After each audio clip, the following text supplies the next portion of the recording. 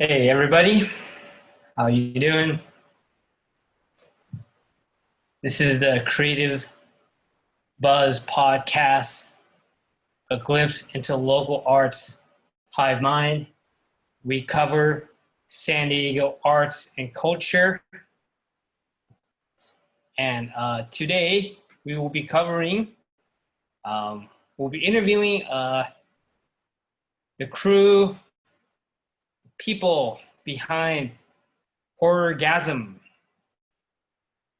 virtual art convention, more than art actually, art, film, fashion, based around horror film culture.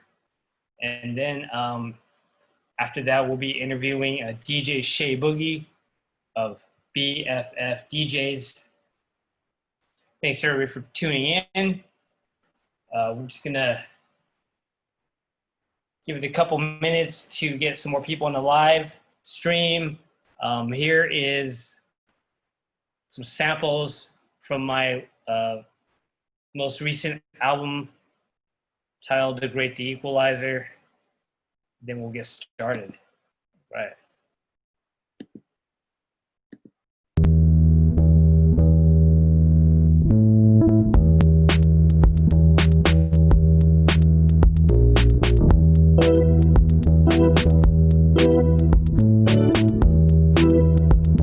Still got it, dude. I got it. I'll drop it off. Let me know.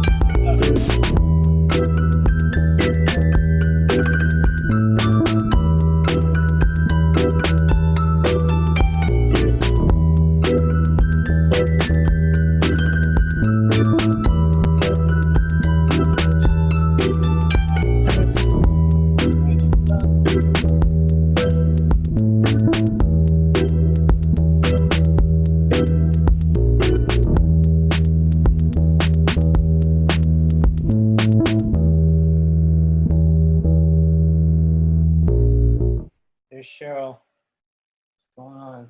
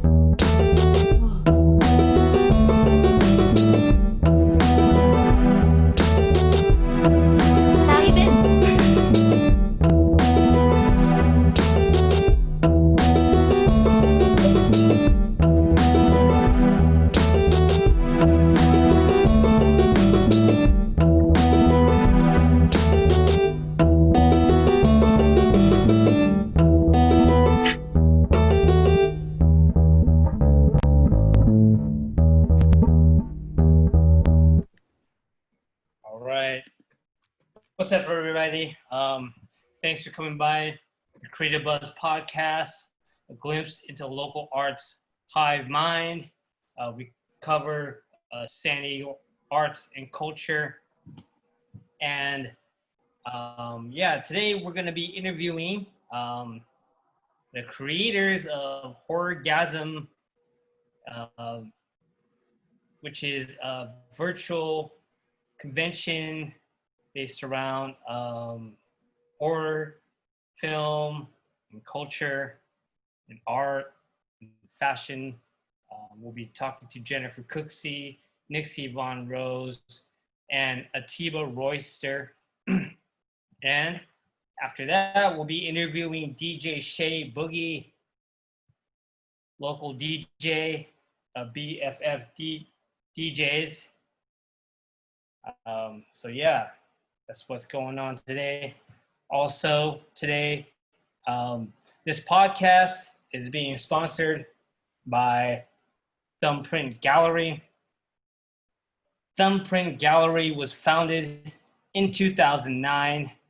We curate monthly and pop-up art exhibitions featuring emerging mid-career and established artists with a focus on contemporary pop culture, nostalgia, urban art, and pop surrealism.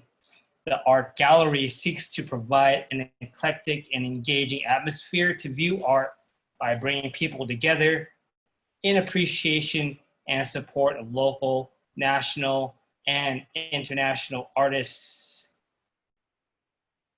We are trying to get through this time of pandemic. We just reopened, but we can only open 1 day a week for now. So help us continue supporting the arts. Donation of any amount would be appreciated and helpful. Our PayPal is info@thumbprintgallery.com. Venmo is at Thumbprint Gallery. Check out our current art exhibition titled Different Strokes, New Works by Lawrence McHale. The art gallery is open on Saturdays for now from 12 to 4 p.m. You can check out the exhibition online at thumbprintgallery.com. Also, don't miss out on the upcoming solo art exhibition by Ethos One titled Make America Paint Again, starting on October 10th.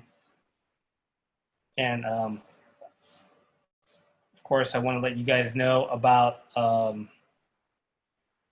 Horrorgasm virtual convention. That's October 2nd through 4th. Please stick around for the interview with the creators of Horrorgasm.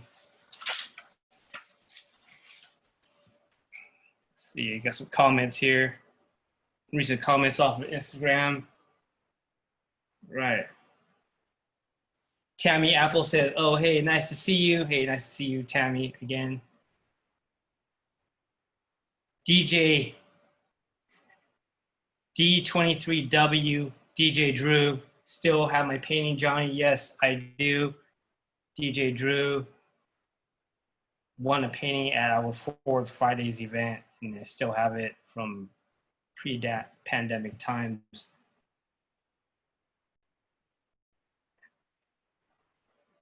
DJ Drew says, feels weird. I'm so used to Twitch chat. All right. Everybody's talking about Twitch. We'll be talking about that. We'll be talking about that later. Ghosty Girl says, what's up? What's up, Sandwich? ShayeBoogie SD says, what's up, JT? What's going on? DJ Drew says, go switch to Twitch, Johnny.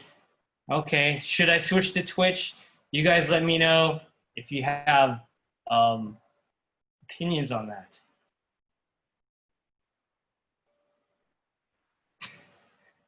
ShayeBoogie SD says, I've been trying to get him to do it. Right, John? Yes, you have been bugging me to get Twitch.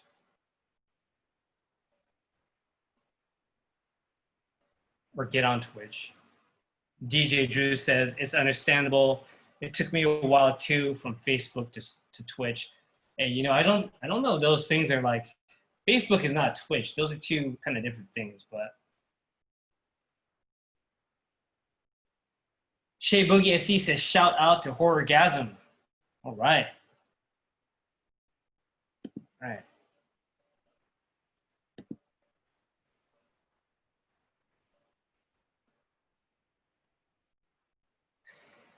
ShayeBoogie SD says, Thumbprint Gallery, triple heart. DJ Drew says, props to Thumbprint Gallery. ShayeBoogie SD says, what's up, E?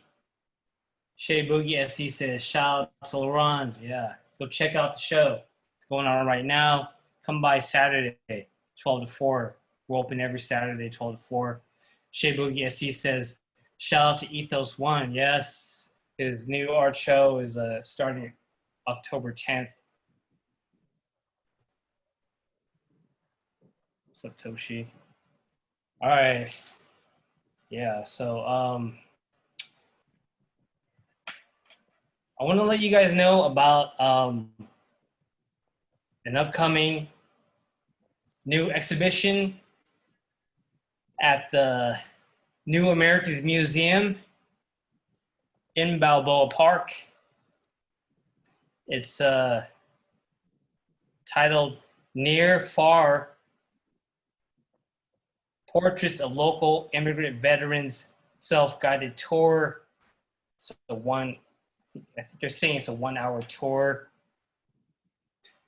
Opens October 1st. Near Far is an exhibition of images and stories co-curated by photojournalist David Maung and New Americans Museum Chief Curator Linda Sotelo, highlighting the veteran journeys and stories of 6 local immigrants. Collection of a series of rich and poignant photographs, narratives in the subject's own words of their love and allegiance of their adopted country. And I think I saw a portrait on the ad for that show of Lawrence McKell, who is a veteran and is also our featured artist at Thumbprint Gallery right now. Again, just come by the gallery. We're open Saturdays 12 to 4 p.m. Right. Let's see. What's up, Jennifer? How are you doing? I think you are on mute. Oh, no. Okay. Can you hear me now? I don't Hi. hear nothing. Oh, no. Oh, here we go. Okay. What the hell was that? That was weird. That was. How are you doing? Very good. How are you? Good, good. Are we still waiting for Nyxie? Unfortunately, she won't be able to join us tonight, but she sends her like best and says hello. Nice. No worries. So, right now we have the creators of Horrorgasm. And they're doing a horror culture, film and art convention, virtual convention, October 2nd through 4th. And this is one of the creators of Horrorgasm, Jennifer Cooksey, local artist. We also have Attiba Royster, a local artist as well, who is co-creator of Horrorgasm. Just to start us out, Hey. What's up, man? How are you doing? Good, Johnny. How are you doing? Very good, very good. So just to start us out, this first question is for Jennifer. Real fast, just let us know what exactly is Horrorgasm and a little bit about yourself for those who don't know. All right, so I'm a local artist and I've worked with Thumbprint Gallery doing show curating, and I became friends with Attiba and we curated a few shows together. And in 2018, we created Horrorgasm, which started out as an art crawl that was horror themed. So we had 4 venues and each of those venues celebrated a different genre of horror. And we had such a big reception that we decided to expand it the next year. So in 2019, we were at Queen Bee's, and this time we incorporated live entertainment and readings from local horror writers. And again, we got such a huge reaction that we decided to turn it into a full-blown convention. But since COVID happened, we had to adapt with the time, and we made this year's event a virtual convention. So it has everything that your in-person convention would have, but it's from the safety of your home, and it's all horror themed. Nice. And a little bit about yourself as an artist. So I'm what I call a horror pop artist. Obviously, I love horror, and I create mixed media sculptures that are based off monsters from pop culture. Right on. And we also have Attiba Royster, another creator of Horrorgasm. Maybe you could tell us a little bit about yourself for those that don't know. Well, how's it going, everybody out there?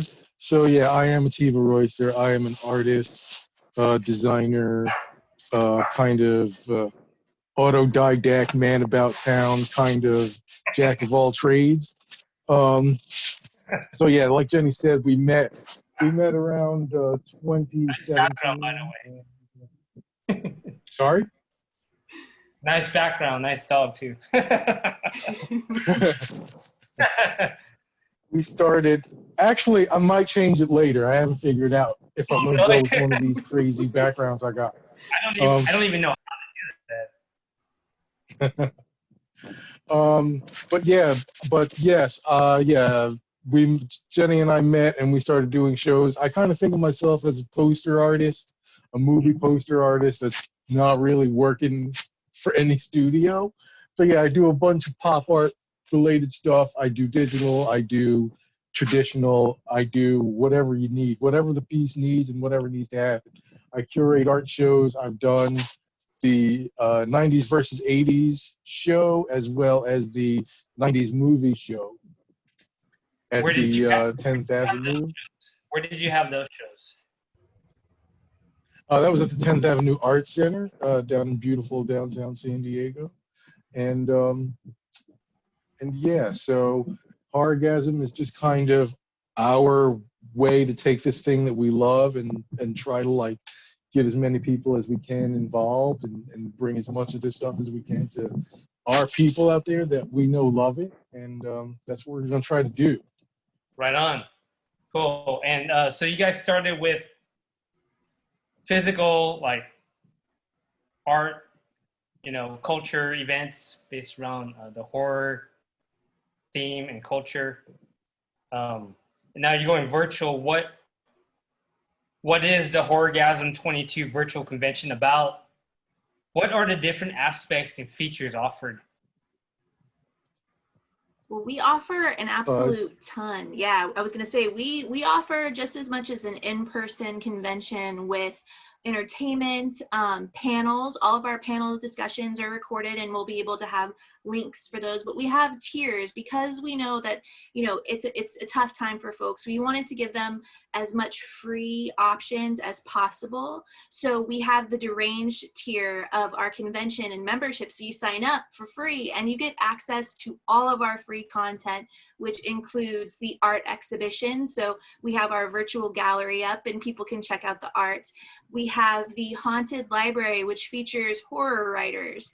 And then we have the scary mixtape, which features like bands that are into horror music.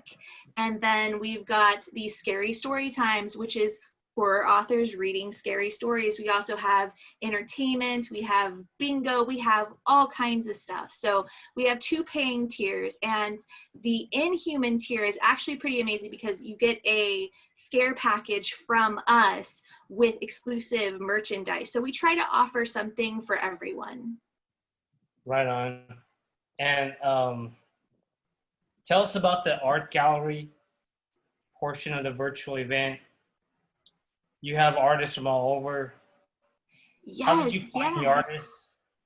Where are they all?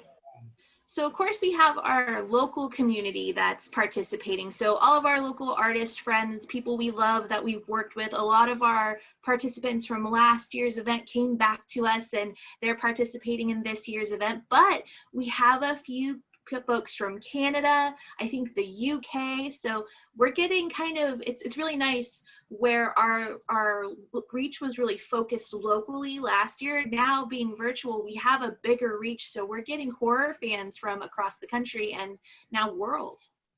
Nice. Yeah. And Jennifer, what is your particular role in Horrorgasm? So on my Horrorgasm business card, it says evil mastermind. So I just it's obvious. Everybody should know what that means. Yes, yeah, it's I come up with fun ideas for the company, but all of us share responsibilities. We kind of, since it's a convention that's virtually run by 3 people, Attiba, I, and Nyxie, we all try to share work and take care of different aspects. Nyxie focuses on our panels, entertainment. She's basically our liaison and communications person for the event, and she also does a lot of our scheduling. She keeps us all on track. I focus on the art relations because I've done curating before, and so I bring in a bunch of artists. I kind of have ideas for different ways we can go. I also write for our indie comic that was the brainchild of Attiba. Like he did this amazing thing in creating this anthology comic called Tales of Horrorgasm. And so yeah, all of us have different aspects of the job. Like we all take on different responsibilities, but each of us work really hard. It's a lot of work, but we all love it, and we all work really well together. Oh, Attiba, tell us about Tales of Horror. What is that about? What is that about? Please. So basically, Tales of Horrorgasm is like, you know, back in the day, you would have Tales from the Crypt and all these spooky horror stories before comic books were dominated by comic book superheroes. The book. Before comic books were dominated by superheroes, it used to be westerns and detective stories and horror stories. And I feel like Tales of Horrorgasm is kind of like a way to kind of bring some comics back to their roots. Just it's 3 or 4 just short horror film, horror stories in comic form. We get a bunch of local artists, a lot of local writers to help with this, and yeah, basically we just put that out. Our fourth one just came out. It comes out quarterly. We just released summer of 2020, so that would be the fourth one, and that is for sale on our site now. And you should check it out because I really think it's the best one we've done so far. There's a lot of great local artists in the book. In this issue, and yeah, it's just been an incredible experience working on the book, and I hope to keep it going in the future. Could you tell us some of the names of the local artists that are involved? Oh, sure. We've got Carl Casio, we've got Andy Duckliff, we've got Vince Alvendia, and we've got Napoleon Doom, who is a fantastic local artist and local podcaster and just local kind of horror celeb. Nice. Who wrote, like, who's the writer? So I wrote one of the stories. Jenny wrote one. Napoleon actually wrote her own story, and I solicited and I grabbed another story off of Reddit. I'm on the short scary story subreddit all the time. Okay. And whenever I see something I like, I say, hey, that's good. I hit up the author. I'm like, hey, let's make this a comic. And usually they say, yeah, let's do that. That's super cool. Where is, like, Yeah. Is the author from here, or where are they from? Like, The author is actually from upstate New York, I believe. yeah, that's cool. Super cool. And Jennifer, you're a writer. You also write novels, right? Yes, yeah. So currently my first novel is on submission. Of course it's horror because, you know, it's my thing.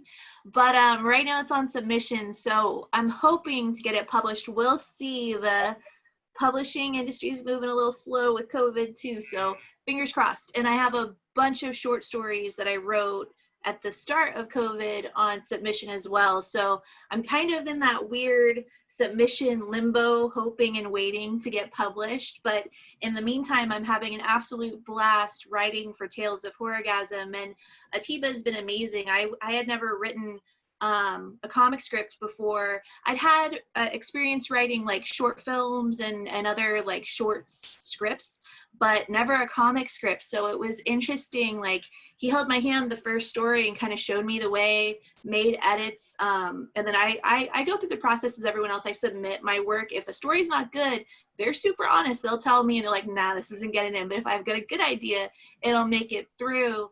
And yeah, I fell in love with writing comic scripts. With Attiba's encouragement, I'm having so much fun. Like, I don't want to stop. I have like all these ideas banked, and I am so excited to explore Tales of Horrorgasm and creating those kind of old school, EC comics, horror stories that are short, twisted, and fun. And Attiba brings that to life. Like, he put so much work. He's very modest, but he's an absolute genius putting this all together, all the work he does. And that doesn't count. That's like aside from the additional stuff he does for Horrorgasm. If you see our website, this is our Horrorgasm SD website, but our Horrorgasm 2020 website, both of those sites would not exist without Attiba's hard work. Like, he's amazing. Right on. Well, Cool. Attiba. and listen, I just really quick. Jenny was talking about Jenny was talking about how I helped her kind of transition into comic book writing, and that's one of the things that I'll be doing during the convention. I'll be having a panel, just kind of a Q&A for people who maybe, if you've never done a comic, interested in figuring out how to write a comic, how to draw a comic, how to get in. Yeah, I'll be talking with everybody. I'll have a panel. I'll answer questions. Like anything that you wanted to know, I'll be glad to help you guys out. Nice. What experience do you have in like publishing comics or in that world? Like, Now, how Well, did you aside learn from the to do? four that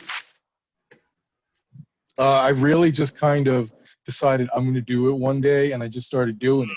And I have a design background, so kind Right. of all the technical aspects of it um, weren't going to trip me up. So I just decided, hey, you know what? I can draw. I got a computer here. Um, I know how to put together a book and get it published. I'm going to go ahead and do that. So I did my first couple of comics. Were shorts, and I think that's the key. I think the key is a lot of people when they're trying to do comics, they think like, oh my God, this thing it has to be super long. It's going to run 180 issues, and they kind of get overwhelmed. It's like, well, where do I even start with that? But I think the key is to start with like really short chunks, like 4 pages, 6 pages. Come up with a story that you could tell in like 6 pages, and from there you really learn how to put it together, how to do longer things.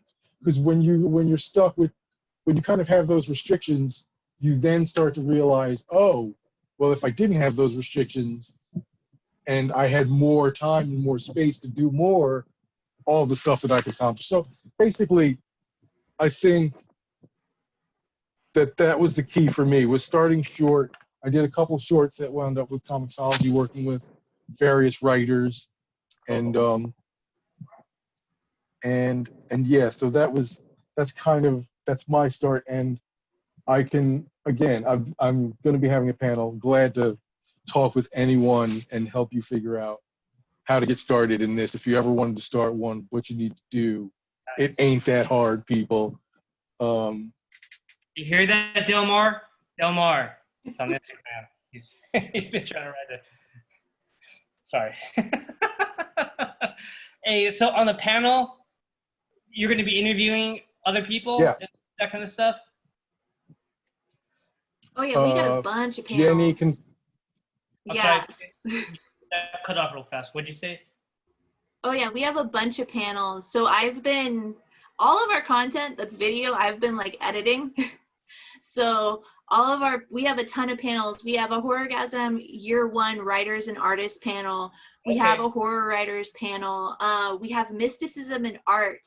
But we've also we've collaborated with some amazing podcasters. So Napoleon Doom is moderating some spotlight interviews, and Erica Orr from Dusty Dawn podcast, she is a moderator for us as well. So we've actually been able to work and collaborate with some amazing interviewers, because we've been interviewed before, but interviewing it's a whole different skill set. As you know, you definitely you do it all the time. So yeah, they kind of saved our bacon and were awesome and did some very fascinating interviews. They asked a lot of really great questions to local creators and other artists. And so yeah, the panels and spotlight interviews have been really, really interesting.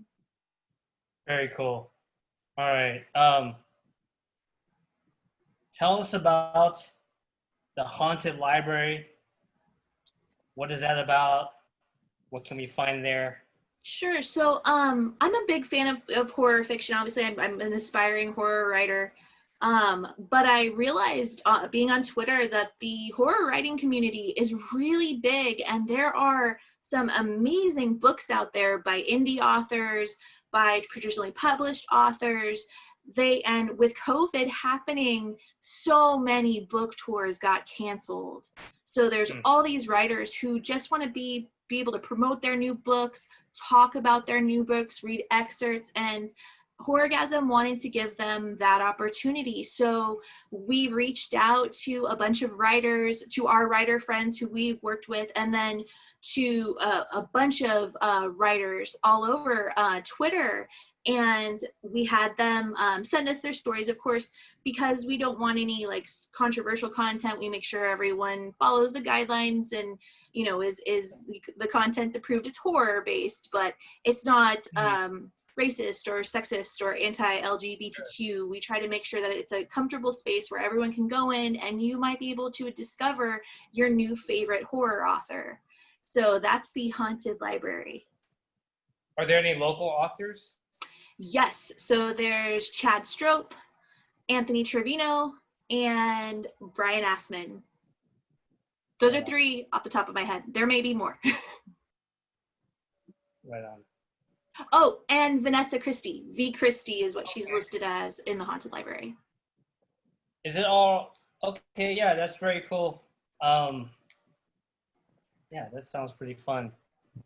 I read some of her stuff. I read her short story book, and I really enjoyed it, actually. It was really good. She's very talented and just one of the nicest people. She's also a really good artist too. So she's multi-talented. Right on. Attiba, you got anything to add to that? I just wanted to point out that it's not that one of the best things about horror is the community and the way, you know, people kind of come together around these weird things that we like. So to that end, I just also would like to say that we're going to be doing some watch parties, kind of late night stuff, Friday and Saturday, Friday and Saturday, as part of the convention. I mean, it's not part of the paid content, so everybody is welcome. We'll be using Scener, which is an app that you can get for Chrome, and as long as you have an Amazon Prime account, you can watch the movies that we're going to be watching. The 2 movies that I've picked that I'm going to be watching are Slither, fine film, and and Return of the Living Dead. Those are both very fun films. Those are fun. And fun films, you know, come by, watch with us, laugh, make comments in the chat, get on the voice chat and make your stupid jokes. That's what it's all about. Just to both of you, what is your favorite horror film? Oh man, that's a tough question, but I would probably say my all-time favorite, An American Werewolf in London. London? What is that about? I've never heard of that. It came out in 1981, and it stars Edward Norton, and he and his friends are tourists, and they go backpacking on the moors throughout, England, and unfortunately they get attacked by a werewolf, and one of the guys is killed, the other one, I'm so spoiling it. Well, it's from 1981. If you haven't seen it already, you're like werewolf way behind. but it's a fantastic movie, and actually the special effects won an Oscar. So the werewolf and the transformation was absolutely stunning. It actually it still holds up today. Attiba, it hasn't been beat. Attiba, what's your favorite? It varies from time to time, but right now it's Poltergeist. Poltergeist? The original? Yeah. Nice. The original. No, the remake, Johnny. Come on. What are we doing? Okay. This one is interesting, actually. What is the potions and libations portion of the convention? What is that about? Let's see. So Nyxie Von Rose is the booze witch. That's her moniker. She's into the mystical aspects of different alcohols. And so she created, with the help of another mixologist, some beverages for Horrorgasm. So if you're 21 and up, you can follow along with the demonstration and have your very own Horrorgasm cocktail. Nice. How many cocktails are there, and what are some of the titles? Or Ooh, I am not sure. I know Nyxie has been posting things about it on her Instagram. Okay, yeah. All right. But yeah, they look gorgeous. The drinks look gorgeous. So there's some fun things. How has the transition from a physical event to a virtual event been? Are there any challenges you've encountered in doing so? There have been some challenges, especially making sure that the website is ready to go and that everything is working, and that we'll all be ready to go come showtime. But I mean, I think all that stuff is pretty much worked out at this point. We had to kind of figure out a lot of how we're going to do this stuff on the fly. But I think it's come along pretty nicely. And come the 2nd of October, I think we're going to have a pretty decent array of stuff for folks. And we're all pretty excited about it. Okay. Excellent. And how do you guys decide on, as Horrorgasm, the company, how do you guys decide on what projects to pursue? We kind of work by committee. So all 3 of us are equal share partners. One of us will get an idea and we'll pitch it to each other. And usually, like, all the ideas have been good, you know, so we'll kind of make plans for and projections of where we want to take the company, where we'd like to go in the future, opportunities that come our way. We discuss those and how that will change our direction or how we'll work to make those ends happen. So it's all very collaborative. All right. Excellent.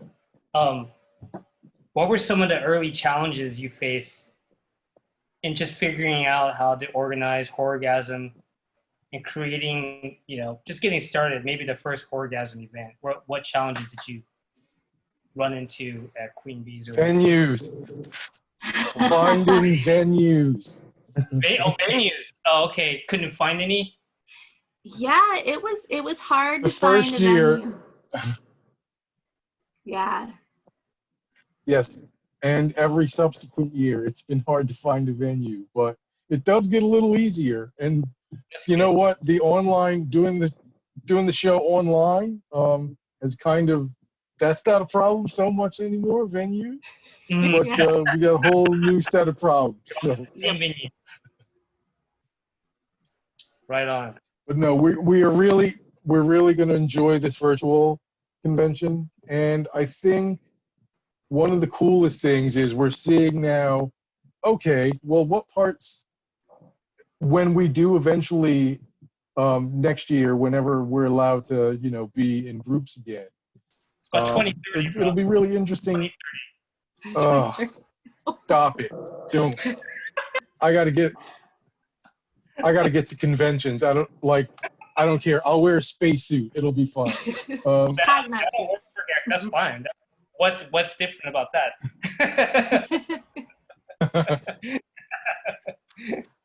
Oh my gosh. But yes, so when we are eventually able to go out and be with people again, it'll be interesting to see, maybe after this year we find out, hey, some of these things work a whole lot better in the virtual space than in reality or in physical space. So, you know, I think a lot of people in a lot of different spaces are starting to figure out maybe new ways of doing stuff, and that's kind of the takeaway of what's exciting about actually, you know, being in quarantine and things like that is how all the new things how things are going to adapt, and how maybe things might be changing for the better. So I mean, look, I said that there was before the quarantine, like, there was no way millions and millions of people were just going to have webcams. But now, like, you can pretty much have a web chat with anybody you want. We've all got cams at this point. So that's something that we can take advantage of in the future. I don't know how yet. I will figure it out. Trust me. But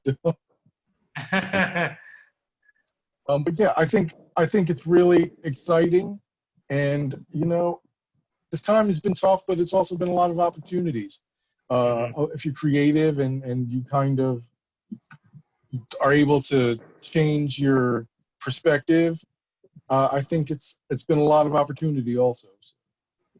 Yeah, it's a really good way to look at it. Very astute. As far as the quarantine and pandemic, how has that, to both of you, how has that affected your creativity or workflow as an artist? We'll start with you, Attiba, since you're already going. Well, I will tell you that one of the things that was really unfortunate about the quarantine for us is that we kind of had a lot of in-person events scheduled for 2020. And it's much easier it's much easier for us to sell what we're trying to sell when we can have an interaction and people can see, oh, this is very cool. This thing that I'm holding in my hands is very cool. I would like to take this home with me. So that kind of put a damper on some of the stuff that we were hoping to have happen in 2020. But creatively, when the quarantine first hit, I was in a pretty bad slump. But eventually I came out of that, and like now I've got so much work, it's out of control. I can't, like, It's backfired, essentially. And how about you, Jennifer? How has the quarantine affected your creative flow and work? A lot, actually, in more ways than I anticipated it would. I was getting interaction with different artists every month curating shows for you guys at Thumbprint, and not having my shows and not seeing my artist friends face to face and getting to be in the presence of their work and feeling that energy and excitement really hit me pretty hard. And in the beginning of quarantine, I threw myself into work. I was making a ton of sculptures, I was writing, I was painting, I was working on my second novel. And then something like I like hit a wall, and I haven't actually sculpted anything in like 3 weeks, maybe now 4. But That's a long time. That's a long time. That's the longest I've gone since I've started all of this sculpting. Going a whole month without painting or sculpting has been really hard, but I just haven't felt the motivation or that creative drive. And I realized that what was feeding a lot of that drive was having a show every month to participate in and being able to get that energy, that creative vibe from those interactions. And so I'm missing that pretty hard, but luckily we have been so busy with Horrorgasm that I have just been able to like throw myself into Horrorgasm work and focus on that. So yeah, I kind of had a really like high peak of high functioning like work, and then kind of a drought, but now I'm back to work. And so I'm kind of hoping that this drive and this push for Horrorgasm will lead me back into sculpting eventually. But it's been hard. It's been kind of the news is bad, what's going on in the world's kind of awful. It's sort of nice to be able to focus on Horrorgasm, which I love so much and I'm so excited and passionate about. It's one of those things where I'm like, yes, I love this, I enjoy this, and this is a career that I want to do for the rest of my life. I want to work with Nyxie and Attiba forever, and I love working with my partners, the way we collaborate and their ideas. Attiba's creativity is incredibly inspiring, and Nyxie's just like in the way she figures out things, and she's able to put stuff together out of nowhere. She just, I've got this idea. It's amazing. So that has helped me out a lot through this whole thing. Right on. Now, Attiba, she said forever. Did you Yeah, sign up for forever? Did you sign up for forever? No retirement, ever. Yeah, I could see. Actually, I do have a retirement plan that involves Horrorgasm. So, right on. I'm just gonna say that there might be a lot of movie theaters that go out of business. So I'll just leave it at that. But I also want to say that yes, I am also missing kind of those artist interactions and just being around that general creativity, especially at Thumbprint shows, which are dope. I've heard those are pretty good. Yeah, they're the best. Although the owner's an asshole. From whatever. I have some questions from Instagram and comments. Let's hear it. Okay. Well, B. Wanniker, Ben Wanniker, that's my friend. He says having gigs helps motivate practice. What do you guys think? True. Yes. Absolutely true. Lost all audio. Why is that? Can you say that again?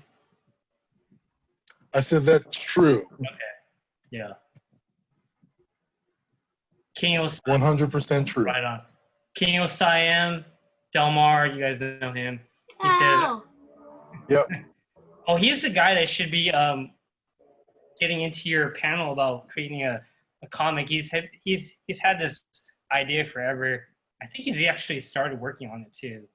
When you gotta write a story, Del, for Horrorgasm, come on, do it. Yeah, exactly. He See, says, that's the thing. That's exactly what I was. go ahead. Oh, I was saying no. Go ahead, but that's exactly what I was talking about, Dell. Like, don't like fret. Don't try to tell your epic story right now. Like, either break it down into chunks or. Who knows? But no. But sorry. What was his actual question? Oh yeah, the actual question. Yeah. I want to talk with y'all about Lovecraft Country soon. I don't even know what that is. What is that? Lovecraft Country is a show that is currently on HBO. Okay. It's just it's about post World War II Black family kind of embroiled in all these kind of Lovecraftian horrors and things. Yeah, that's Yeah.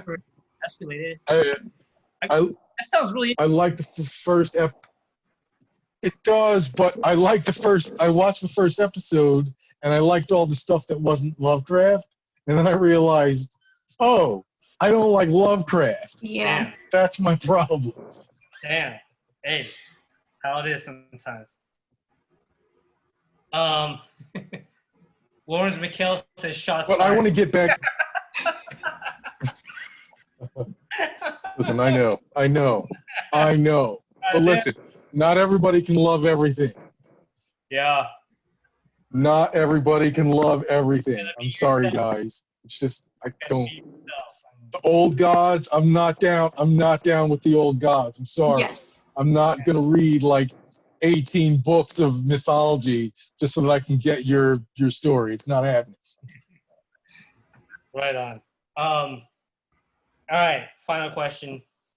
What future projects for Horrorgasm are coming up after the virtual convention, if any? So let's see, we've got another issue of Tales of Horrorgasm, plus we have Creep in the Corner, which is our first toy of Horrorgasm. So he's an art toy, and he's we debuted him at the holiday show at the Comic-Con Museum, and he had a great reaction in the crowd. He's basically like, he's like a little elf, but he's not. He doesn't work for Santa. He's a minion of Krampus. He gets in all kinds of trouble, and yeah, he's a little monster. So that'll be our first actually figure to come out, and we're hoping to launch him in December, just in time for the holiday season. That's really cool. You guys are thinking a little bit ahead too. I like that. Very cool. So I thought we had something else planned for early. No, I can't remember. All right. We got a bunch going on. It's hard to remember all this stuff. Yeah. We have a calendar. Our calendar person is It all here, depends. though, Nyxie. Yeah. What is this calendar? Yeah. It kind of depends on. Calendar Yeah. thing? So, yeah. Yeah, so but it kind of depends on what. Sorry, it kind of depends on what shows are open. If we got shows, then we'll be doing a lot of more in-person stuff. And yes. if not, we're going to be figuring out other stuff. 2030. But 2030. yeah, 2030 is coming. Johnny, it's not going to be 2030. Come on. God, I hope not.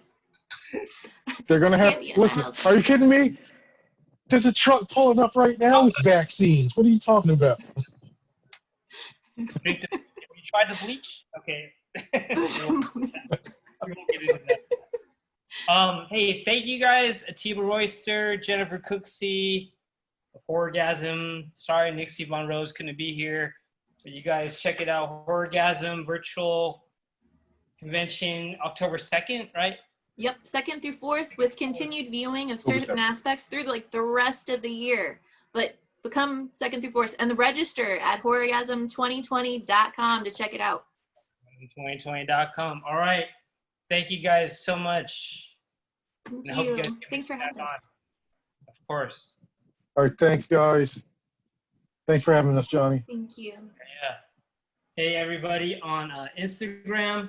I'm going to have to end the feed because they cut us off in an hour. I'm going to end it and come back on. So just come right back on. And then we'll take a little break. Then we'll be back with DJ ShayeBoogie.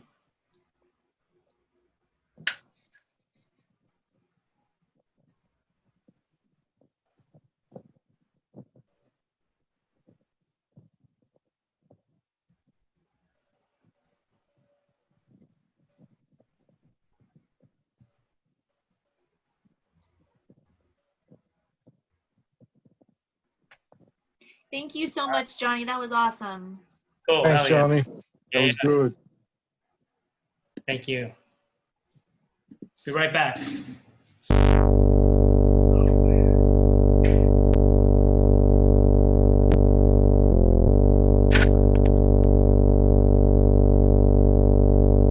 Runaway capitalism, through the sole motive of accumulating capital without regard to the impact on human suffering, wealth inequality, and environmental consequences,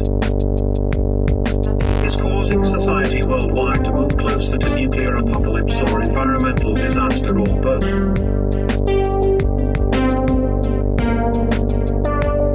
Either way, this will leave the Earth completely uninhabitable, which would likely result in the extinction of the human species.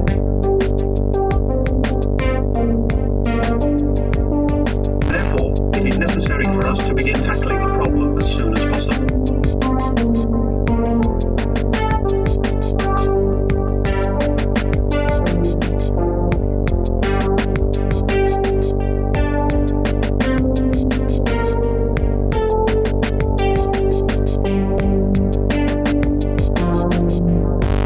Why don't you get a job? Pull yourself up by your bootstraps. Everybody has to work. You're so fucking lazy. Work is a virtue.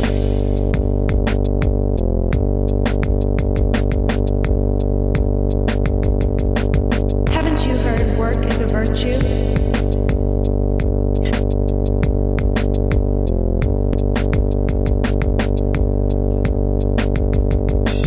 Early bird gets the worm. The free market is God. You're so fucking lazy. The solution. The economic structure of world society needs to evolve into the next phase beyond capitalism. Taking away the motive of profit accumulation and moving into motive based upon the good of humanity as a whole, as well as preserving the planet.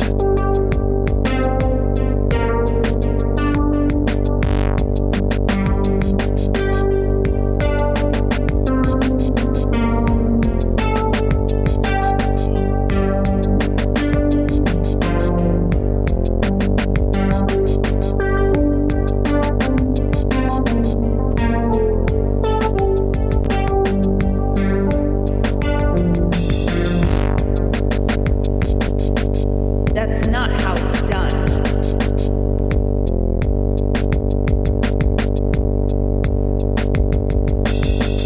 Time is money.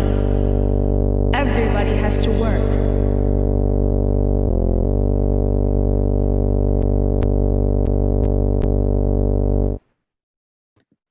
All right. Welcome back to the Creative Buzz podcast. Next up, we're going to be talking to DJ ShayeBoogie of BFFDs. But before that, I want to remind you that our sponsor today is Thumbprint Gallery. We curate monthly and pop-up art exhibitions. We feature emerging mid-career and established artists with a focus on contemporary pop culture, nostalgia, urban art, and pop surrealism. The gallery seeks to provide an eclectic and engaging atmosphere to view art by bringing people together in appreciation of support local, national, international artists. Any donation of any amount will help us continue supporting the arts. PayPal's info at thumbprintgallery.com. Venmo's at Thumbprint Gallery. Check out the current art exhibition titled Different Strokes, New Works by Lawrence McHale. The gallery is open Saturday, is now from 12 to 4 p.m. Check out the exhibition online at thumbprintgallery.com. Also, don't miss out on the upcoming solo art exhibition at Thumbprint Gallery by Ethos One, titled Make America Paint Again, starting on October 1st. I also want to let you guys know about those who are dancers in San Diego of an opportunity to work with the La Jolla Playhouse. This is the audition notice. We are seeking 2 collaborative and open-minded dancers for an upcoming dance theater film titled Towards Belonging, presented by La Jolla Playhouse's 2020 Digital Without Walls series. Towards Belonging is a brand new dance theater film featuring choreography by Anjanette Mariah Ramey and spoken word poetry by Khalil Blue. The project aims to uplift the voices of Black, Indigenous, and people of color while celebrating the diversity and vibrancy of Southeast San Diego. The choreography will be site-specific, and all rehearsals and filming will take place outdoors. The project will be filmed in October 2020 at Writer's Block, the graffiti yard within the Arts Park at Chola's Creek, hosted by the Jacobs Center for Neighborhood Innovation.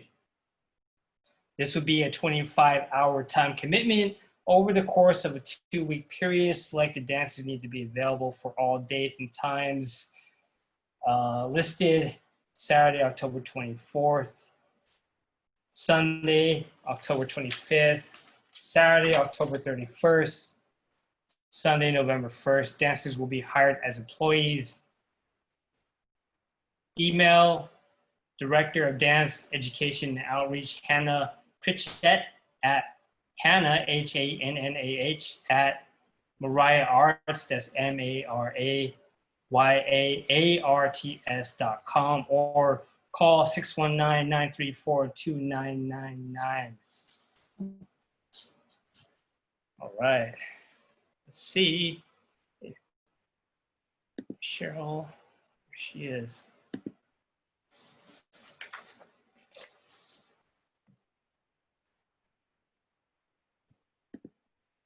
Right now, I'm going to, I would like to introduce to you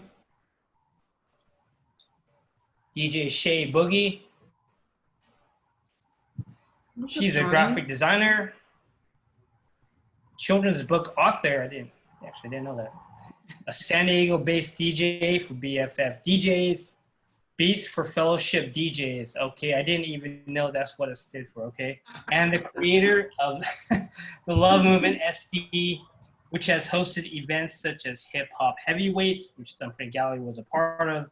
That's right, and, yes, and given back to organizations such as the Shawnee Foundation and the San Diego Center for Children. She is also host of a show called Mic Check on Twitch, where she interviews and spotlights DJs from all over the world. What's up, What's up, Johnny? How you doing? Good. How are you doing? Thanks for having me. Shout out to everybody listening and tuned in. Right on. So I see you are at Bar Basic, I guess. I am. You're supposed to meet me here. Forward Fridays. I miss it. I miss that event. Yeah, so Cheryl was one of our DJs. BFF DJs was the crew that used to spin at Thumbprint Gallery's Forward Fridays, which we had every third Friday at Bar Basic. Just an event, art and music. Unfortunately, canceled because of the pandemic, but for now. Yeah. Besides that, how are things with you? Things are good, you know, like everybody else. Things are different. I'm working from home. My kids are doing the distance learning thing. We DJ on Twitch now. I have my show. So it is quite different. I think the biggest difference for everybody is just that lack of, you know, socializing and human connection. So that's one of the sad parts of this all. I mean, I like working from home, but yeah, not being able to see you guys and, you know, get together with everybody, that's different, you know. Right on. I should clarify that she's not really at Bar Basic. It's just her like Zoom background. I'm just making a joke. Some people on Instagram probably have no idea what I'm talking about. This is why, Johnny, we have to move you to Twitch. We got to switch you Yeah. over to Twitch. I'm going to make it happen. Watch, I'm going to be on a Yeah, mission. I know. I mean, yeah, I'm totally open to it. Yeah, I mean, I don't know what I'm doing with the podcast, or when I started, I didn't even know it was a podcast. So. We'll get you there. I'll help you. Hey, so you're a local DJ, San Diego. You played a bunch of venues, etc. Tell us a little bit about you. How did you start getting into music? How did you start DJing? So I'm a big music lover. My dad was, you know, a great singer. He was one of those guys who could play the instrument without having to take lessons. He played the piano, he played the guitar. What's that? I said, oh, wow. Yeah, it had an amazing voice. And so I grew up listening to Engelbert Humperdinck, Elvis, you know, all the old school tunes. And then my brother, when I was probably in junior high, he had a DJ group called Music to Expose, MTX, here in the Mecca, in Mira Mesa. Oh, nice. And, yeah, so, you know, I remember those days of vinyl records and the heavy equipment and the crates and all that stuff, you know, as the younger sibling, kind of just watching and kind of tagging along sometimes because, you know, another fun fact, me and my three best friends had a little MC group when we were in junior high school. So we would tag along, and sometimes when they would do the garage parties, we would sneak in a little performance, you know. So that was kind of my first exposure to DJing. And then of course DJ Joe G and DJ Sai and DJ Drew. DJ Drew was part of my shout out to them. Those are my BFF DJs right there. But DJ Drew was in my brother's crew. DJ Joe G was part of a crew called Unique Technique, and I can't remember what DJ Sai's crew was in Jacksonville, Florida. So he's originally from there, but yeah, the service brought him. He and Drew actually served in the U.S. Navy, and yeah, he's lived in San Diego, I believe, if I recall him saying this, he's lived in San Diego longer than he has in Florida. So anyway, the crew No was Florida jokes, people. No Florida jokes. No what? I said no Florida jokes. No Florida jokes. I have a lot of family. I have a lot of family in Jacksonville. Like my dad is the oldest of 10 kids, and I believe all 9 of them now live in Jacksonville. So I have tons of cousins and uncles and aunts over there. But yeah, so, you know, I remember seeing Joe's crates of records and his DJ equipment. And one day I was curious and, you know, said, let me try. It was actually the controller. And yeah, and that's where it kind of started. And, you know, my brother, as you know, has the boxing gym in Mira Mesa also, Maxwell's Boxing. What's the gym name again? Maxwell's Boxing. So shout out to them. And we would do this event, or it's not even an event. We would just like gather over there like on a Wednesday or Thursday and do what was called Beats and Boxing. So while the students were working out, we were spinning live music. So yeah, that's kind of how it all started. We just formed a little crew, and they've definitely been in the game longer than I have. I consider myself a baby in all of this, but I enjoy it. I have fun. It's something that I'm passionate about, and I enjoy watching other DJs on Twitch, which I encourage all of you to check it out. It's quite entertaining, and the level of engagement that you get on Twitch is pretty freaking amazing. So yeah, so that's kind of how I got started with that. I'm not a career DJ, you know. I have friends who are, and unfortunately, I see how the pandemic has affected them, and you know, that was how they made their living. I'm hoping and praying that they're slowly getting back into the venues and the events. But I do work full time from home as a designer. So, you know, we had gigs, as you know, we opened for Heck at Bar Basic, and then we had a residency for a little bit at AC Lounge in North Park. We do events here and there. So.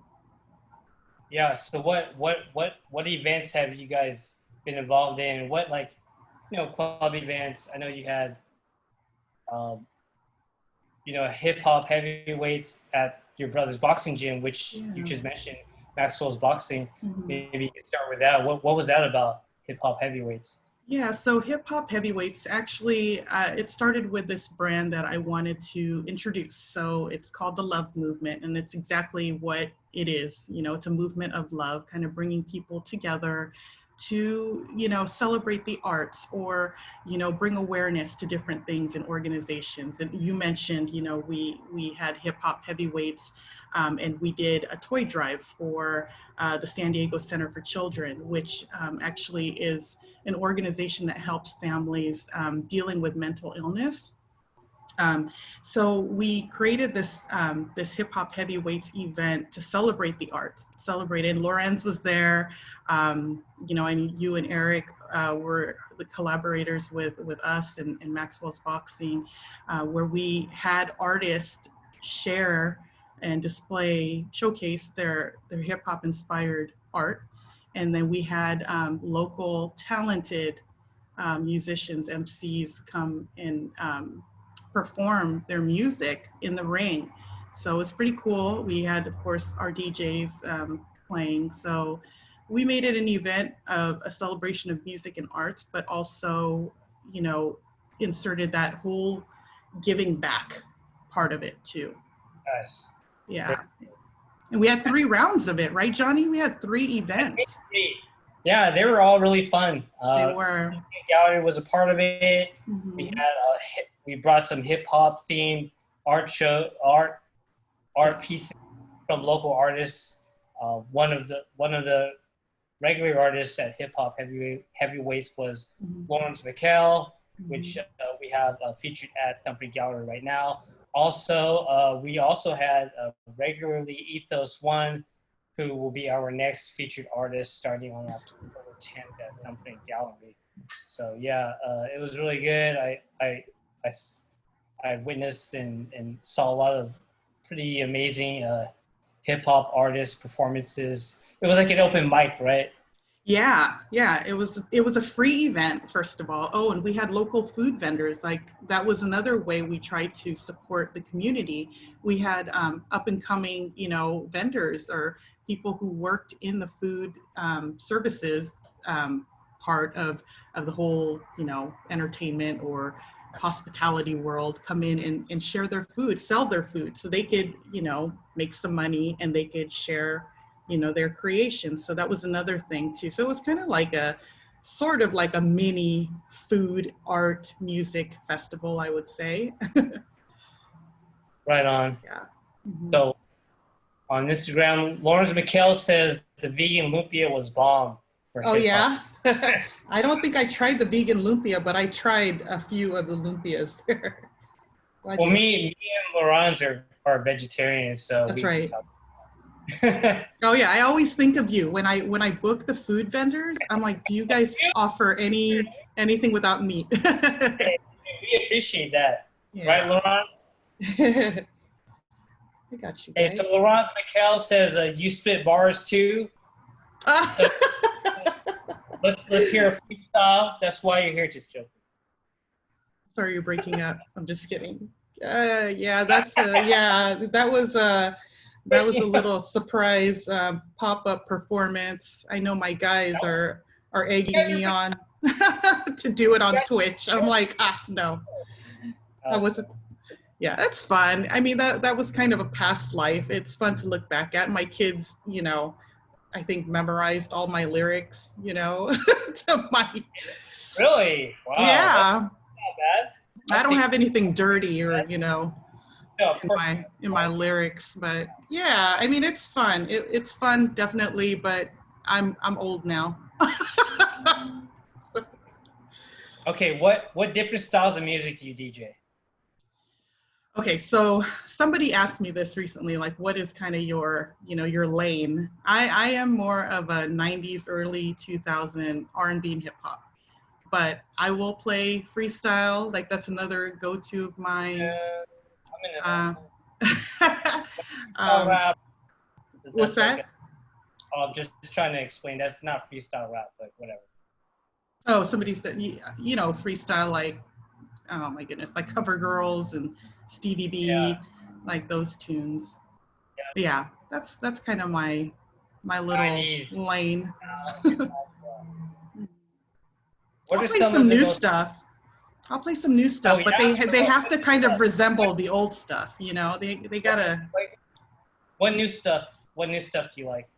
Oh geez, that's probably not even new anymore. Well, you've heard my mix because I uploaded a mix on SoundCloud. I try to give. I like the R&B mix there. Yeah, thank you.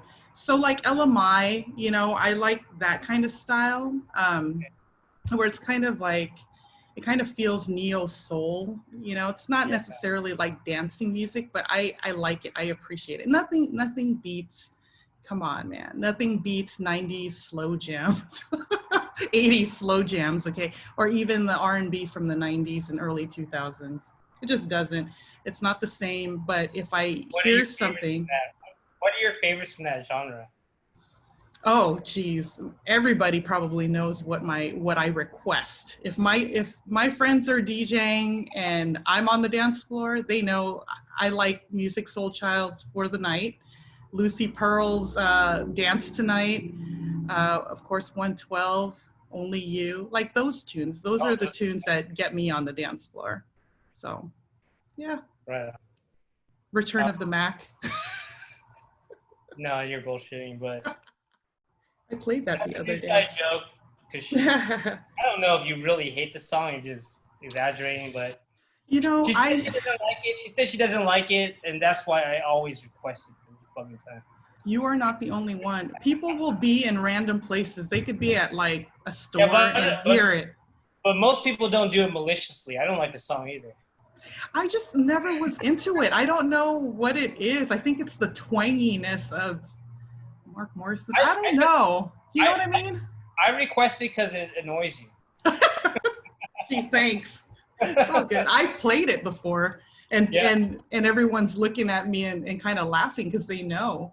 In fact, it was funny because I think I sent you a video when we were in Cabo last year. There was a live band and they were freaking awesome. They played Return of the Mac, okay, and it sounded like yes, and they were so good. I'm like, wow, I kind of like this version. Joe G plays this island version of Return of the Mac, and it's actually pretty good. Yeah. So I can listen to maybe other variations. I'm just not, that's just not my fave. It's just not my favorite song. Sorry, guys. Anyone who loves that song, I'm sorry. No worries. All right. So tell us about your podcast, Mic Check. What is that about? Oh, yeah. What guests have you had? Say that again, that last part. What guests have you had on there? Okay, so Mic Check, first of all, is a little show that I started, and I stream on Twitch. So I've been doing it Saturday mornings. I don't have a set schedule. It's probably going to be every other Saturday at 10 a.m., and it's like 90 minutes or so long. The guests that I've had, most of them, if not all of them, I think except for Mark Easy, I've met through Twitch, which is pretty amazing. Like, you know, there's actually a friendship established with my guests. So I've had, my first guest was DJ Ronnie D. He's from Philly, and we met him through Twitch, and get this, turns out he and Joe G are godbrothers. Joe, really? Yeah, Joe used to live in Philly. He was born there. So turns out they're godbrothers. small freaking world, okay? Okay, I'm So sorry to ask this, but what is a god brother? Oh, so like, you know, most Filipino Filipino thing. cultures, Yeah. well, I think Italian cultures, Okay. Hispanic cultures. So when you're born, you know, your parents pick out godparents so that if anything happens to your parents, your godparents will take care of you. Oh. And some people have like 300 godparents, okay, but Sure. They're all But- good. 300? I mean, how could you fuck up? so anyway, I think Joe's dad is Ronnie D's brother's goddad. So anyway, they're god brothers. So crazy. And he's become like family to us. That's how, you know, you think of Twitch, it's, you know, this platform, everything is virtual, right? You wouldn't think that you could establish these like tight friendships just virtually, but you can. It's crazy. And it's not like I went on Twitch looking for, you know, new friends or something like that. It was more like I wanted to check out the music. Hang on one second, Johnny. I need to plug in my computer. Sorry, guys. Yeah. Hang on 1 second. Running out of battery, maybe. While you're doing that, I'll read some comments. Lawrence McHale says, I feel like Shay should do the DJ Khalid air horn every time she says Twitch. What was the comment? He said, I feel like Shay should do the DJ Khalid air horn every time she says Twitch. Right? They need to pay me for plugging them. I'm telling you. Totally. So what was I saying about, what was I talking about? I've forgotten. Oh, so DJ Ronnie D was my first guest.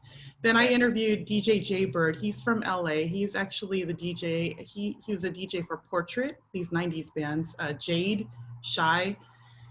And then I love all those groups, by the way. What's Portrait. that? I love all those groups, by the way. Yeah, same. That Portrait. I mean, that was my shit. And then I interviewed DJ Mark Easy, who's actually from San Diego. He has a cool show. I'm telling you, when you get on Twitch, I'm gonna be sending you like a list of DJs to check out. Okay. I will. So anyway, DJ Mark Easy was my third guest, and then my last guest was DJ Ryan Live, who is actually Joe Coy's official tour DJ. So that was fun. And then this Saturday I have DJ Twin Spin from the Bay Area. But it's basically like 90 minutes of asking, you tuned in, I think, to Jaybird's interview. Jaybird. Yeah, he's pretty good. That was a good interview. Thank you. Yeah, he's a very really good job. Thank you. Yeah, you know what? These guys are not just good DJs, but they're actually, and this is why I choose them, because they're actually really good, humble human beings. They're like really cool people who do good things. That's kind of like my high level criteria, I guess. But you know, these guests of mine have become my friends. Again, you know, like, have I met with, I don't think I've met, we visited Mark Easy when he was DJing at Hamul Casino that night after I interviewed him in the morning. So we went and visited him, and that was the first time I met him in person, but everybody else I haven't met in person, yet I feel like I know so much about them, and we have this like great respect and love for each other. So it's really cool, such a cool platform. I know, I talk about Twitch too much. You need to switch over. No, we don't actually. Tell us about your experience on Twitch as a DJ. Do you think the Twitch DJ and live casting trend will continue after the pandemic is done and over and behind us? That's a really good question. You know, I don't know if it's going to be as heavy on Twitch when things go back to normal. And you're talking about like 100% we're going back to normal. Like, you know, DJs have their residencies back, and they're getting paid well. Because the thing with Twitch is when you reach a certain status, affiliate status, right, you can start monetizing your streams. And then when you get to the next level, which is partnership, I mean, that has more requirements, but you can get paid a little bit more. But the reality is, from what I heard, because I'm not a partner, I'm affiliate, and from what I heard, it's not like you're going to be able to pay your rent with Twitch money, right. you know? So it could be when, you know, DJs start going back to normal and getting into their, you know, their residencies again, they probably won't be on Twitch as much, but it's kind of cool. Like if they wanted like pocket change, you know, or, you know, a little bit of a side hustle, they could go on whenever they want. And that's, I think that's the cool part of it, you know, for DJs. They make up their own schedule. They're not carrying equipment. It's just set up. You could be creative with your overlays. You can create your own branding. When you reach affiliate, you can create your own emotes that represent you. And emotes, I learned this because I didn't know this when I was brand new. I was asking, somebody was mentioning that earlier. I'm like, what does the emote tell us? So an emote is an emoji, like it's a custom emoji that's designed, you know, just for you. And if somebody subscribes to you, so in order to subscribe, the viewer has to pay. If you're on your phone watching or subscribing, I think it's like, what is it, $5.99 or something, or $4.99, and it's like $1 off for a month, and then it's like $1 off if you do it from your desktop. But they get your emotes, and you would be surprised because people will pay for these things. Think about it. You're not going out anymore, right? Or as much. You're not going out really. Okay. So buying that subscription is like buying a drink for somebody. You know what I mean? And then you have the opportunity as a viewer. Which I would never do, by the way. Just joking.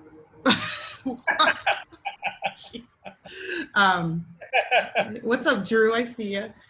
Okay. I have my phone. See, this is why we need to get you to Twitch, because I have my phone so I could see the comments, and then I have my laptop. So what's the problem? You got it. But I mean, there's going to be a setup process. Don't ask me about all that because that's what the guys they're more expert at that. They're kind of like my tech support. The rest of the BFF DJ crew. What's that? The rest of the BFF DJ crew, they're the more tech savvy. Oh yeah, for sure, yeah. I rely on them. But yeah, shout out to them. I think they're all tuned in. Oh yeah, they're watching. DJ Juice is lurking and working. Yeah, he might be on the road. But yeah, I mean, I was happy to see that DJ Root is going to be on Friday. That's freaking awesome. And that's the thing. I do see some San Diego DJs out there, like Norm Rockwell has, I think he streams every Sunday afternoon. Okay. And then, yeah, and Jenny Pocket, you know, DJ Jenny Pocket. I don't know if she has a set schedule. I think she does mornings, but I see a handful of San Diego DJs, but I think there could be more of a presence, not just not just DJs, but in viewership too, because, you know, the Bay Area, strong viewership, LA, Chicago. Oh yeah. No, we can't let that happen. Oh yeah, they are. San Diego. Come on, San Diego. Yeah, and that's another thing DJ Sai was saying. DJs can play whatever they want. So, you know, the difference between playing in a club versus playing on Twitch, you could have multiple days where you stream whatever you want on every day, you know, on each day. If you're at a club, you're kind of having to like just look at the crowd and play what they want to hear, right? Where you have more control. And there are DJs who are like, I'm taking requests on Twitch. They're like, tell me what you want to hear. I'll play it. But that's what's cool. I have, you know, DJ friends and even the guys, you know, Joe G has like an island set every other Friday. You know, DJ Sai will play like house disco, but then he'll play like hip hop on another day, you know, and we don't really have. Hey, that's great. I didn't know that. Yeah, it really is up to you, and you create your own schedule. You go whenever you want. There are folks, because you got to think too. Here's the other cool thing, like Jennifer from Horrorgasm shared, being on a virtual platform, you're playing and like tuned into the world, like the whole world can see you. you know, we've met people, good DJs from like the UK, you know, all different states in the US, the Philippines, Hawaii, you know, like Spain. It's so global. So even if you're on Twitch streaming at like 2 a.m, you know, it could be like 5 p.m. somewhere and they're tuned into you. So you always have an audience watching you. You know what I mean? It's pretty cool. It is pretty cool. It can be addicting. That's super cool. Yeah. So DJ Drew says, DJ Sai says DJs can play whatever music they want to. That's good. That's right. DJ Drew says, I got you, Johnny. I will help you. There you go. Yeah. And oh my gosh, Johnny, you don't even need, for what you're doing, you don't need a fancy setup. You can just do exactly what I'm doing for my show. So You're easy.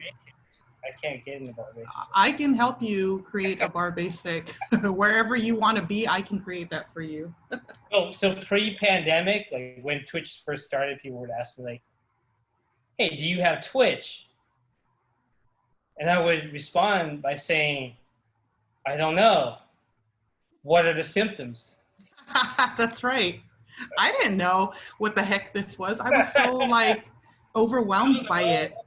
Because it started as a gamer's platform. That's Eric knows. Eric knew about Twitch, you know, way before DJs got on. Yeah, I had no idea. I'm not a gamer.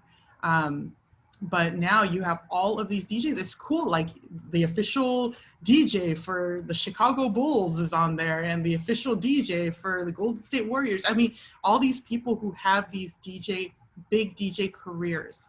You can view them and you can interact one-on-one with them through the chat. You know, they'll shout you out. They might even have a whole conversation with you if they can, you know. It's pretty neat. What are some good things about the San Diego DJ scene? What are some areas for improvement? You mean pre-pandemic? Post-pandemic? I guess pre-pandemic. And we'll just assume we get back to normal. As I said in the last interview, that will be around 2030. Just joking. Yeah, we're at 30 right now. You asked what are some good things and what are things to improve upon? I mean, I don't know because I'm not a career DJ, meaning I don't have like gigs lined up every other day, you know? I would say what can be improved is the way they compensate DJs, you know, the venue. That can be improved upon. Setting something up, maybe more collaboration with the actual venue and the actual DJs would be good, you know, listening to ideas, being more open, you know, to ideas. I know some venues are more open than others, but, you know, I don't know. Not that many, you know what I mean? You know what I'm talking about. Well, I actually started as a DJ, as some people may know. That's a lot right. of people don't know anymore.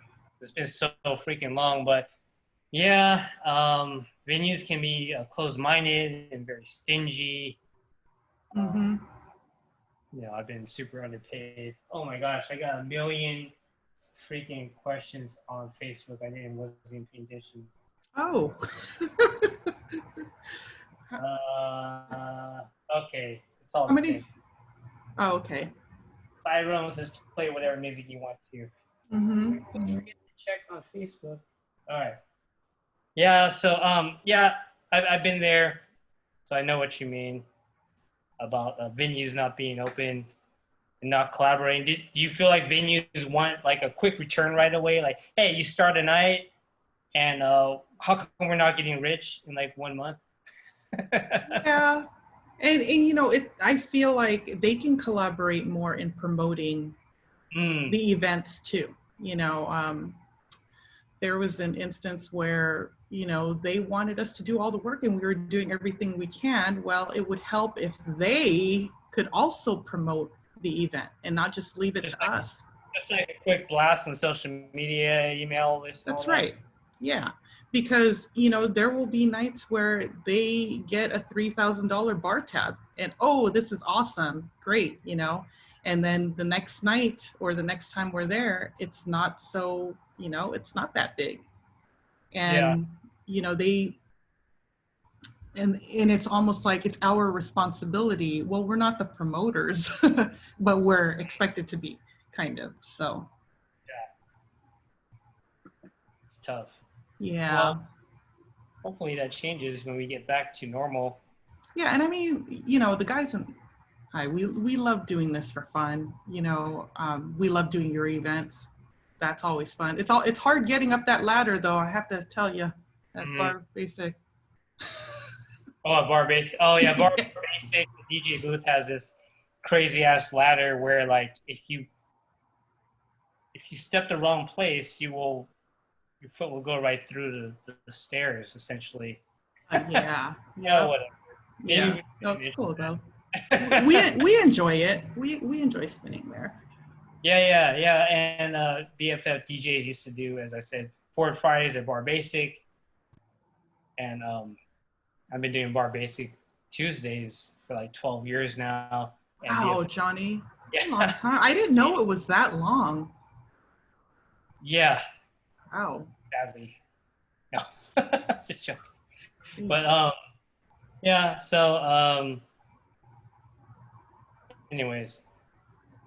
Well, shout out to you and your show, though. Come on, that's why we got to move you over so people can.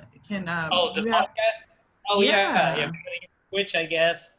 I don't know about the technical part, but we're gonna get you there. Yeah, it's just been so busy. I haven't been able to get around to it. Does BFF DJs have any upcoming projects you want to plug and let us know about, or what's your next guest on Mic Check? So my next guest on Mic Check is DJ Twinspin from the Bay Area. So that's this Saturday, and actually he's going to be doing a new show. His first show is going to be the day after, and it's actually like a Twitch 101. You might want to tune in. I'll send you the link to that. But it explains all these different things that, you know, viewers are probably confused about when they first walk into a room, because it can be overwhelming if you're unfamiliar. So there's that. And then we also are doing a UK to USA raid party with a lot of the, you know, DJs we met from the UK. We're going back. It's actually 30 DJs, 2 days. Wow. And it starts next Friday. I believe that's October 2nd. So a rave party? A rave party? Yeah, so a raid party, let me just explain this real quick to you. So basically it'll start with the first DJ, right? And then their viewers, when he's done with his hour-long set, he raids the next person. So it's going to go raid. R-A-I-D. Yes. I thought you meant rave, like R-A-V-E. Oh no, not a rave. I'm sure people are doing raves too. No, but I'm sure they're doing that. I never stopped since the freaking 90s. So it's a rave. You know what that is then. So it's going back and forth from UK to DJ in the US, and then back and forth for, like, I don't know what time we start. I think it's like Pacific time. It's probably like 7 or 8 in the morning. So basically it's on Twitch. You go from one DJ Twitch stream to another DJ Twitch stream. Yes. Yeah. I'm down for that. Yeah, it's pretty cool. So we're doing that. That's kind of our event. From time to time, what's kind of cool with the BFF DJs, what we do is, you know, when we get together, or even when we're not together, we'll get on a StreamYard session, kind of like a Zoom. We're all on, and we do kind of like this family channel hopping. We'll go into different DJs, like our DJ homies that are on Twitch at that time.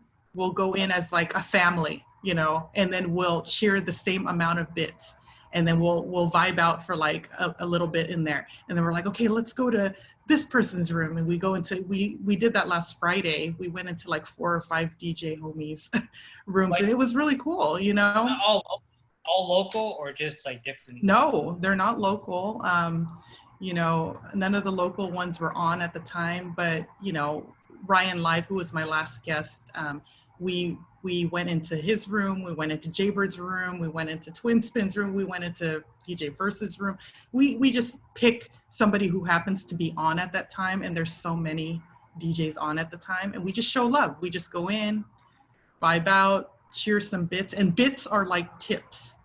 So like if you cheer 100 bits, that's like equivalent to $1. And then Twitch gets half of that, and then the streamer gets half. So You think there's some good networking that you're making, like doing that, that could be capitalized upon after the pandemic, possibly maybe? Oh, totally. Yeah.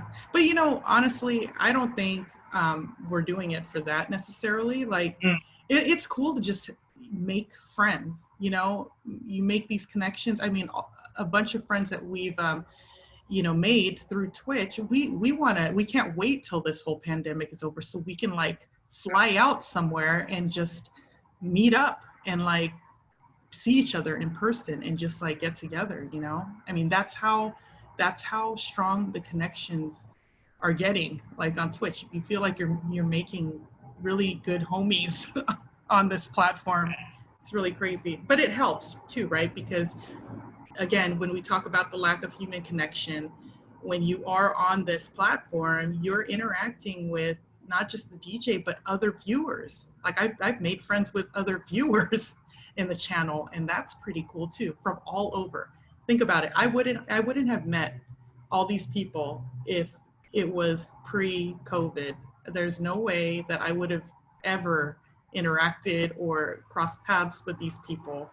So that's kind of another, you know, positive of Twitch. Twitch needs to pay me for plugging them. Right Can on. you find love on Twitch?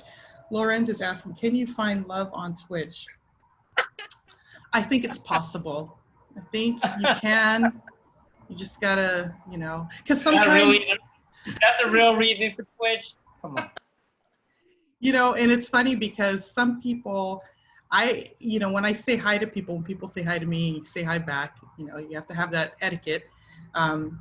Or if the DJ sees my name, they don't automatically know, because my picture, or, you know, your photo isn't showing, it's just your handle.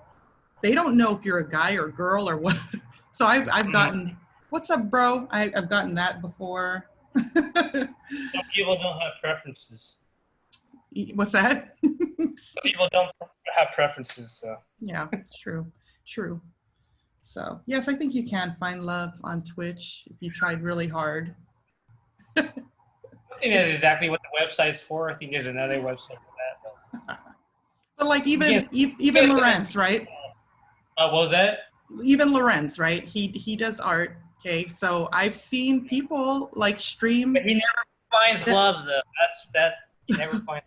Just joking. I don't know if he does. Sorry. But he can be working on a sculpture or like a painting live, and people are like watching and vibing out. You know, like. Yeah, I was watching today. Mm-hmm. See. Okay. So, mm-hmm. Final question. Okay.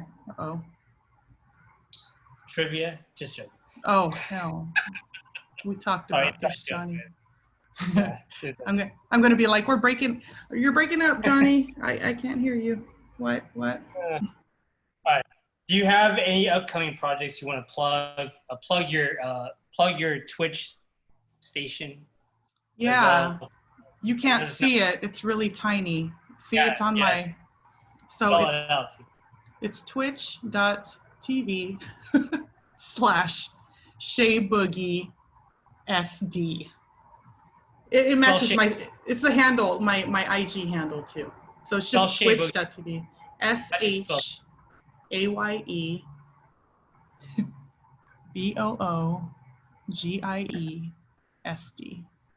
I know, because Johnny spelled my name wrong on the freaking Facebook. It's okay. Right on. Cool. Well, thank you so much for coming on to the Creative Buzz podcast. That was a lot of fun. You're welcome. Thanks for having me. And shout out to everybody out there tuned in and listening, and, you know. Maybe we'll have the rest of your crew on too. Oh yeah, for sure. You hear that, guys? You guys are next, man. They're tuned in though. Thanks for showing love, guys. All right, cool. Thank you, Cheryl. Appreciate Well, it. good luck with the Creative Buzz podcast, and thanks again for having me as a guest. And I will see you soon. I'm gonna get you on Twitch, Johnny. Yeah, get us on Twitch. I will. Whatever that is about. Okay.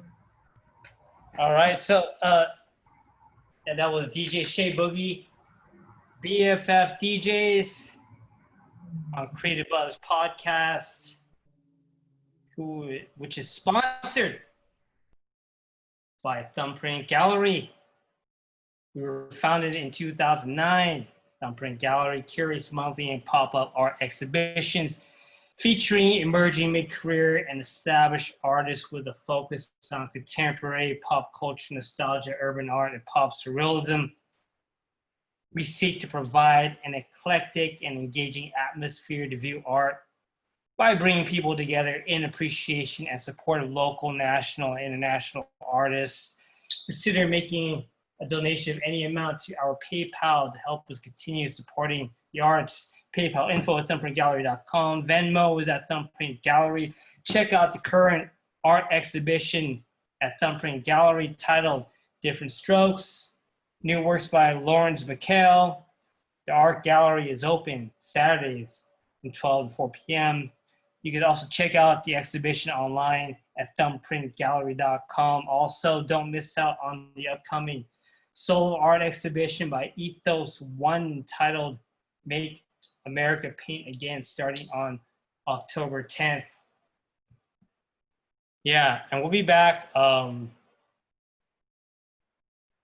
the second Wednesday of next month, so whatever that day is. But I'm gonna leave you with some more of my latest album, The Great De-Equalizer. Thank you guys. Talk to you soon.